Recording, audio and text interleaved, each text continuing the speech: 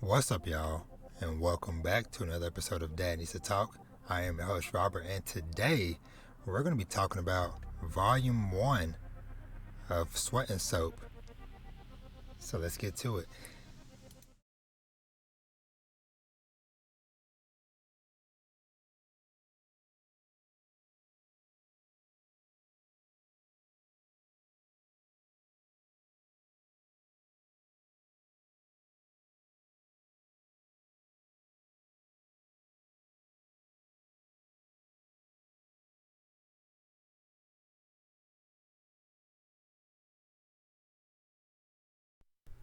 All right, so let's dive right in. I hope everybody out there has had an awesome day. And as always, welcome back to the channel or the podcast. Whichever way you're listening or seeing this, welcome. As always, if you're not already, if you're new here, make sure to follow, subscribe, whatever you need to do to make sure you continue to catch all of my podcasts and all of my reviews and content, whether it be on YouTube or whatever podcast service that you love listening to my sultry voice. but yeah, like I said, we're going to be talking about Sweat and Soap Volume 1. And this is one that I have been eager to dive into for a little bit just because several people that I follow in the manga community, whether on Twitter, Instagram, whatever, rant and rave about Sweat and Soap. And at least from this first volume, I'll say that it lives up to the hype. So before I go too much into it, as always, I'm gonna kind of give read the general synopsis of it. And if you're watching the YouTube video, you see I have the cover art of the first volume up on the screen next to me. But let's kind of read the synopsis, just in case if anybody's watching or listening to this for the first time of what this series is about. So, Asuko's living her dream, working at the toiletry maker Lila Drop, but she has a secret. The reason she loves the company so much is that she's ashamed of her body odor, and their soap is the only thing that's ever helped her. So when the company's lead product developer, a perfuming genius, approaches her in the lobby and wonders, "What is that smell?" she's terrified. But could it be that he likes it? That he likes her? And most surprisingly of all, she just might like him back. So yeah, so that's kind of the general premise and backdrop is, yeah, scent, in every sense of the word. And yeah, honestly, like I know some people were like, because even when I brought this home and my wife saw the cover, she was like, that looks a little spicy. And it gets there, I'll say kind of the heat gets turned up a bit more quicker than I anticipated. I thought maybe some stuff might happen, maybe like in volume 2 or something or whatever, but they kind of dive right into it. But without getting into any spoilers, like I said, just speaking in general, uh, I'll definitely say like this is definitely a more I don't know if I want to say like mature, but I guess just as far as like some of the content and stuff, whatever, I definitely would say it's definitely more adult skewed. Because funny story, the other day I happened to go ahead and pick up volume 2 of it while I was in the store because they only had one copy, and I was like, I already know I'm gonna read it, so I went ahead and bought it. And the dude at the I was at Books a Million, and the guy carded me. He was like, "Sir, I need to see your ID." Hey, I ain't got a problem. Hey, I ain't got nothing to hide. Sure, you want to hear? Yes, I'm 31 years old, buying this manga, but I wasn't tripping. But anyway, it's that just shows like, hey, that's you know the type of manga it is. Of all the other stuff that I've bought, never been carded, but this one, especially on the second one, it's weird. Now I thought about they didn't card me for the first time I bought this, but whatever. But yeah, but so in general, like I said, just kind of just surface level before getting to like any specifics or whatever. So yeah, like I said, like from the synopsis, it is following these two characters as they kind of go through this discovery of, with Asako, the female lead. She is definitely, she is very, very quiet, very reserved. She prefers to stay, to do everything she can to kind of stay out of sight, because I think she works in accounting and stuff like that. So she's like, hey, I want to be low key. I don't want to get worked up, so I don't have my smell coming up. I don't want anybody, bugging me or whatever. I don't want to be bringing attention to myself. Basically, is how she is handling that. But yeah, she just definitely just wants to just keep a low profile, cause hey, when as her being a person that she's having to deal with, this body odor stuff. Obviously, she's like super self conscious about it and stuff, whatever. Because there's even like a point in the volume where we kind of get like a little bit of backstory on her, and how like when she was growing up, like when she was younger, like middle school, high school, or whatever. I can't remember like the exact age range, where basically, kids can be cruel.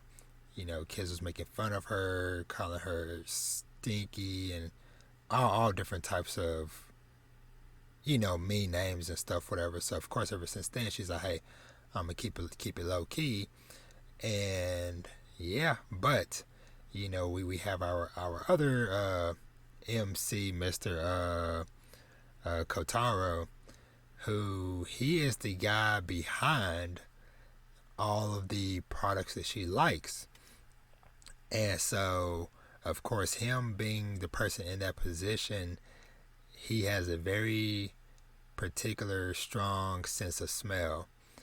And so yeah, it I will say like it definitely was kind of weird at first, because even just from the manga, from the cover of this, whatever, just kind of like, oh, okay, this might, how creepy is this gonna get or whatever. And like sometimes, like at first, it did kind of feel, it made me feel a little bit uncomfortable as a reader, but of course that's just because it's like, okay, I'm not gonna be going around, hey, even to my wife, I'm not gonna be going around like hooking up on her like sniffing and all this stuff, whatever. But he has little shame in his game.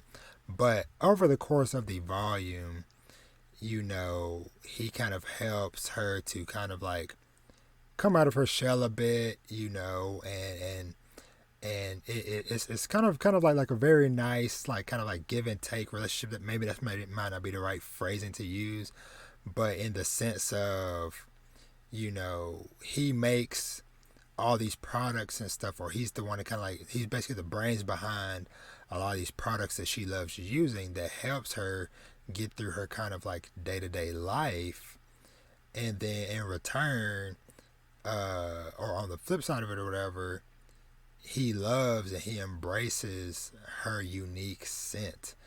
And so eventually, they throughout like mild, I guess like mild spoilers as far as like kind of like what led to like them kind of connecting or whatever, is that he liked her scent so much that he wanted to basically like frame the next, or base the next wave of their product line off of her scent.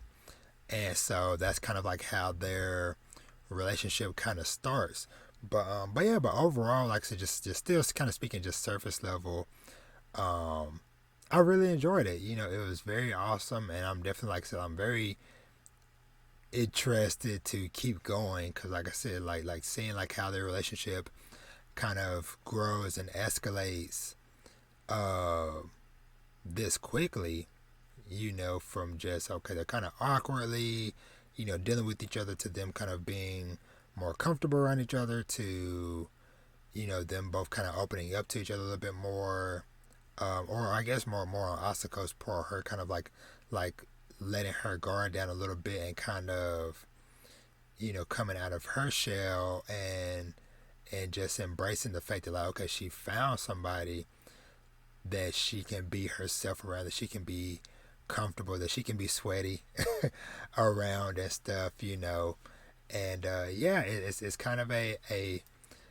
odd yet beautiful relationship in some sort. So I do kind of want to like touch on like a couple of like particular spoiler moments, whatever. So just know, hey, in general, I give this a thumbs up recommendation. Like I said, don't let the cover alone uh turn you away from it or whatever. I definitely say, hey, at least give this first volume a shot. If nothing else, pick up this first volume, read it, and kind of like make that final judgment for yourself, because that's what I feel like I had to do. But yeah, but definitely I would say like, hey, thumbs up. Definitely give it a try.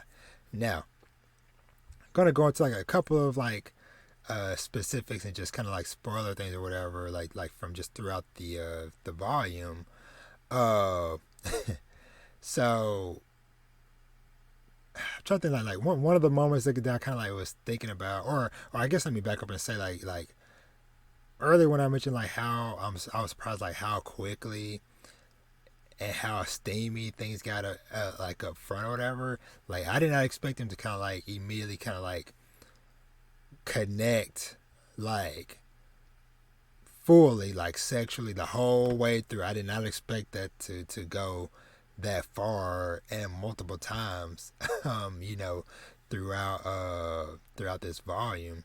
But hey, I dig it, you know, because sometimes, you know, hey, sometimes you just get the feeling, you just gotta just dive right in. But yeah, but that part of it I really liked. I even kind of had a mess and show my wife it was that one part. I'm trying to think. I think they kind of spent the day out and about. I think it was like at the mall or some shopping center or whatever. And Kotaro, he kept like holding back because of, you know, with them being in public. He kind of had that feeling of like it's like he felt like it would be weird for him to like smell her out in general public, whereas he doesn't have a problem doing it at the office or around work or whatever, like them ducking and dodging to like the little secret closets and secret little having like secret meetings, like lunch meetings and stuff. But it was that one particular part where, you know, kind of like towards like the end of the night or whatever, where he's been like so tough, like holding off on sniffing her or whatever, even when they were like in the movie theater. And it kind of like at first she didn't know, and so she was kind of like she felt like she was feeling bad, like, okay, if she doing something, am I doing something wrong? You know, he seems really serious, really tense, whatever. But all the while, it's really like, no, he is wanting to just get up on her so bad. And I just love the moment where, you know, where he, because, you know, because she's about to like, hey, I'm just gonna go home. Clearly you're not feeling good, get better, I'm going home. And he's like, no, that's not the case. And then when he tells her like what's going on, and then she ends up saying like, well, I've been waiting for you to smell me all night. And then that little like the panels of just like of like him like grabbing her, them running off home, getting a cab, rushing in the house, locking the doors, and just like, hey, going straight to bed and just getting it on. Apparently multiple times that night. You know, I was kind of laughing, just like showing my wife. I was like, hey, it be like that sometimes, to where like, you know, your partner be like, hey, I've been waiting. I was like, wait, for real? Hey, check please. But yeah, that moment, like I said, just very, very realistic, and like I said, just I like that they kind of like doing stuff like that. Him having his like little like secret like little hiding area in that one room where they almost got caught, because he was like, oh, it's cool, nobody never comes in here. Then that one like head uh department lady comes in and they almost get their cover blown and stuff. But yeah, it was just like so many good moments like that. Uh, to even like where like that one chapter when he had left his phone in his office because he was in a meeting all day, and then she was getting worried. Then she sees him with these other coworkers, one of them being this pretty young lady, and then she's getting and then Asuka's getting self conscious again and stuff, and you know it's those early growing pains of a new relationship, of just like, okay, hey, you know, you're trying to be around this person, but you're also like trying to respect boundaries, especially in this situation. I've never been in that situation where I have dated somebody that I've worked with, so I know that's like a whole other level of complexities and stuff that they're having to go through and to deal with. But yeah, but overall, like I said, this first volume, very strong first impression on me. And like I said, I don't really need to really dive through like every single detail, but I'm gonna pause. Let me see if there's like anything else specific I kind of want to point out. Let me take a quick look. Okay, yeah, actually there was like one other little point I wanted to point out, and it was kind of like a an interesting detail that I'm curious to see like how it might come into play later on, but them kind of like Asako's scent slightly changing depending on how she's feeling. So kind of like a smellable mood ring type of thing. Because there was a point to where like towards like the end of the volume where she's like really stressed out and stuff, whatever, and it's lowering her mood.